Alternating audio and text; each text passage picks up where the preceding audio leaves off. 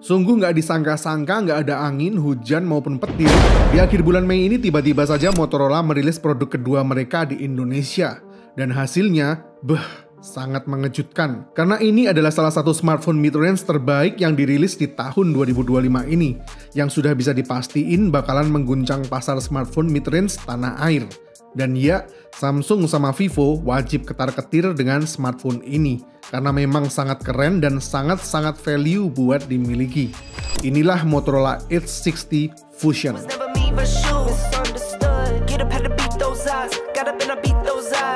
Kenapa Motorola Edge 60 Fusion ini bakalan jadi kompetitor yang sangat kuat di kelas mid-range? Impresi awal pas pertama kali lihat, langsung pasti takjub sama display dan desainnya ini.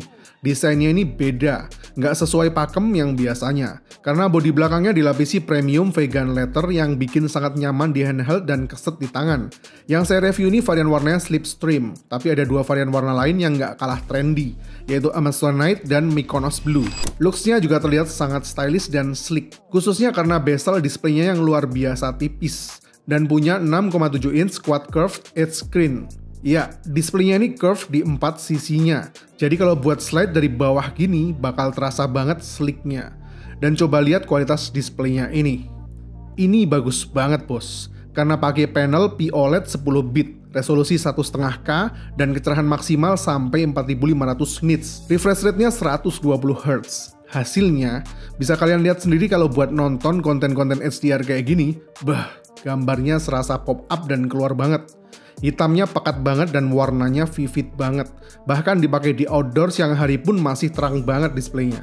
Beneran bos, menurut saya buat segmen mid-range saat ini, masih belum ada yang punya display seindah dan seimersif ini berkat POLED 1,5K-nya. Sudah Pantone validated juga. Buat yang belum tahu Pantone, ini adalah perusahaan yang dikenal secara global sebagai standar dalam sistem pewarnaan. Dan nggak cuma indah dipandang mata. Jujur saya nggak nyangka kalau desain seelegan ini punya durability monster IP68 yang bisa nyemplung ke air sedalam 1,5 meter, IP69 yang kuat nahan temperatur minus 20 derajat sampai 60 derajat Celcius, military standard 810H yang durable jatuh dari ketinggian 1,2 meter, dengan display Gorilla Glass 7i yang tahan drop test dari ketinggian 1 meter. Gila kan?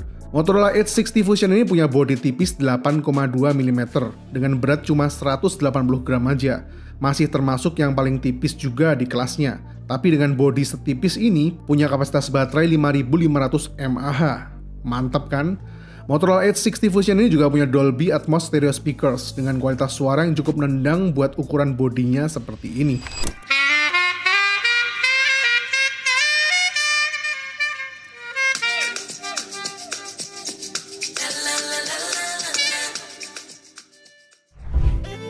Dan yang sulit dipercaya, smartphone ini cuma dibanderol dengan harga 5,3 juta saja. Ini too good to be true bro. Mengingat smartphone ini juga punya sensor kamera sekelas flagship. Coba lihat kualitas foto-foto berikut ini.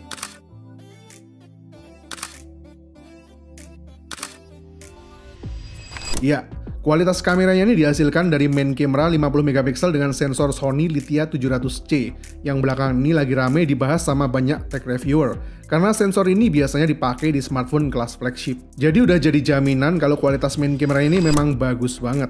Detailnya keluar banget dengan dynamic range yang sangat luas. Coba perhatiin detail tekstur yang ada di tembok-temboknya. Bahkan tembok putih pun yang biasanya terlihat flat, di sini jadi terlihat jelas teksturnya. Semennya nggak rata juga terlihat berkat dynamic range-nya yang luas. Tone warnanya juga alami dan sangat sedap dipandang mata. Cuma menurut saya pribadi, ada minor di fokusnya ke subjek yang masih belum benar-benar terkunci aja. Jadi terkadang meskipun ada subjek di dalam gambar, kurang ter-highlight fokus dan detail wajahnya. Tapi ini jelas masih bisa banget ditingkatin melalui software update. Karena basicnya smartphone ini udah punya sensor sekelas Sony Lithia 700C. Ada dua pilihan preferensi warna di sini, yaitu natural dan auto enhance. Kalau saya lebih prefer pilih warna naturalnya.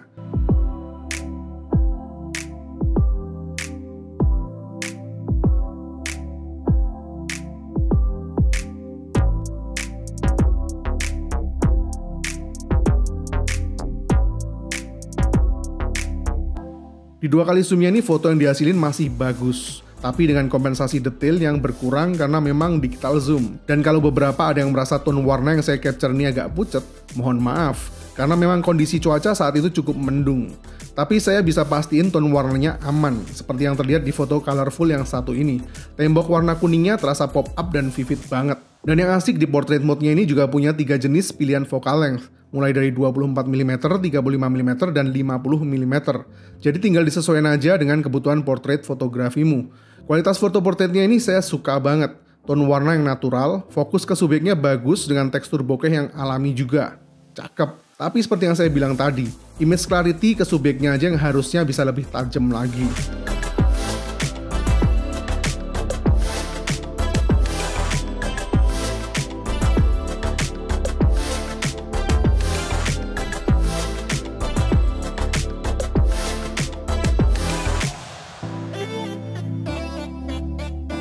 Dan buat kamera ultrawide-nya menurut saya standar aja dengan resolusi 13 megapiksel. Jadi kualitas detailnya masih cukup jauh dibandingin dengan kemampuan main kameranya. White balance-nya juga cenderung lebih dingin. Tapi yang cakep, angle-nya sangat luas dengan focal length sampai 12mm. Dan distorsinya pun masih minim juga. Cukup mantap lah. Dan di sini juga ada mode khusus buat makro fotografi juga dengan kualitas yang cukup bagus seperti ini. Sedangkan 32 megapiksel front kameranya sendiri sudah termasuk bagus dan tidak jauh berbeda dengan main kameranya. Fokus dan detailnya sangat tajam, skin tone alami, dengan tone warna yang vivid dan enak dipandang mata. Buat handle backlight maupun lowlight juga masih bisa diandalkan.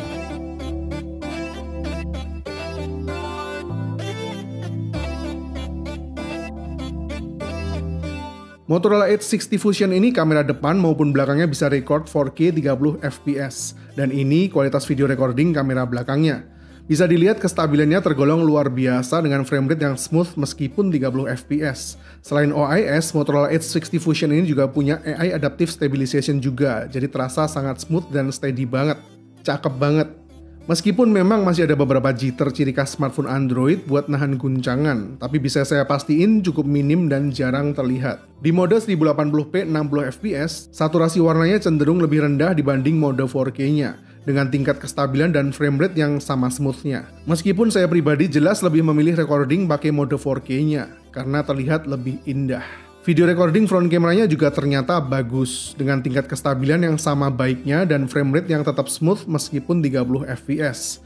Cuma kalau saya perhatiin banget, lewat layar monitor memang masih terlihat agak noise, tidak sebersih kamera belakangnya. Tapi seperti yang bisa dilihat, kalau ditonton di layar smartphone sama sekali nggak terlihat dan sangat aman buat vlogging.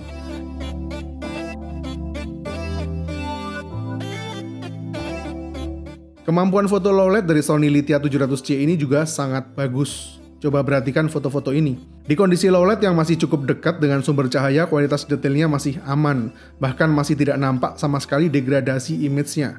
Perhatiin nyala lampunya, masih terlihat sangat baik dynamic range-nya, dengan warna yang masih cukup otentik.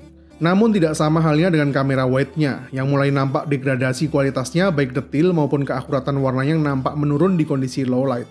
Dan ini kualitas portrait mode-nya.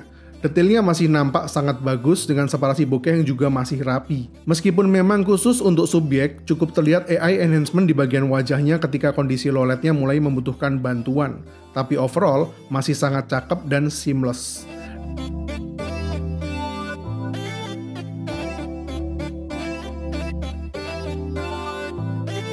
Di kondisi malam hari yang lebih gelap lagi, bisa dilihat juga masih terlihat effortless. Detail objek maupun warnanya masih cukup akurat sesuai aslinya, nggak ada noise yang terlihat.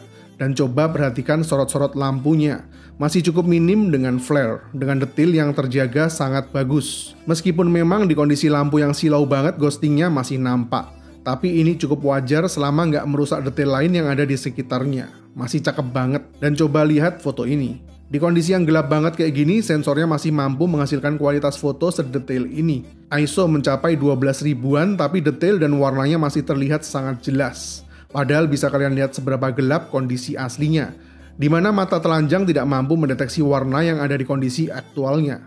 Fix low light fotografinya sangat bagus.